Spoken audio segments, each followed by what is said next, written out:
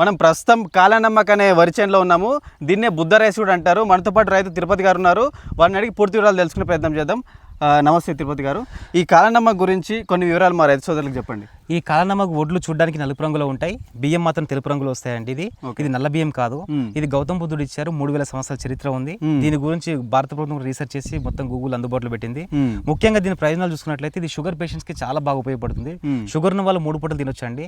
ఇలా glycemic index వచ్చేసి 49 to 52 ఉంటుంది. సో మిల్లెట్స్ కంటే అది తక్కువ. సో మీరు చక్కగా తీసుకోవచ్చు. అదేవిధంగా దీంట్లో హైయెస్ట్ ప్రోటీన్ ఉందండి. 11% ప్రోటీన్ ఉండడం వల్ల తక్కువ ఆహారంతో ఎక్కువ శక్తిని ఇస్తుంది. దీంట్లో ఐరన్ జింక్ ఎక్కువగా ఉంది. ఇది ఇమ్యూనిటీని బాగా డెవలప్ చేస్తుంది మనకి. తర్వాత సంతాన సమస్యలు తగ్గిస్తుంది. బ్రెయిన్ ఫంక్షన్ ని కూడా బాగా డెవలప్ చేస్తూ ఉంటుంది. ఇది దాంతో పాటు ఐరన్ డెఫిషియన్సీ ఉన్న వాళ్ళు కూడా దీన్ని తీసుకుంటే రక్త వృద్ధికి బాగా ఉపయోగపడుతుంది. ఇలా మంచి సువాసన కూడా ఉంటుందండి. ఫైబర్ ఎక్కువ ఉంటుంది. ఈ కాలనమ్మక్ అనేవి సన్న బియ్యమా దొడ్డు బియ్యమా? సన్న బియ్యం అండి. సన్న బియ్యం అందరూ తినొచ్చండి. పిల్లల నుంచి పెద్దల వరకు అందరూ తినొచ్చు. అంటే చూడడానికి బయటికి నల్లగా ఉంటాయి కానీ లోపల మాత్రం సన్న బియ్యం తెల్ల బియ్యం అండి. అందరూ ఇష్టపడతారు. బ్లాక్ రైస్, రెడ్ రైస్ ఎవరైతే కొంచెం తినడానికి ఇబ్బంది పడతారో, మిల్లెట్స్ గానీ తినడానికి ఇబ్బంది పడతారో దీన్ని చక్కగా అందరూ పండించుకొని తీసుకోవచ్చు. ఇది ఒక ఎకరానికి ఎంత దిగుబడి వస్తుంది? ఎకరానికి వచ్చేసి ఇది 12 నుంచి 15 క్వింటాలు వస్తుందండి ప్రజెంట్ మనకి ఆర్గానిక్ ఫార్మింగ్ లో. అంటే బియ్యం ఎన్ని వస్తాయండి?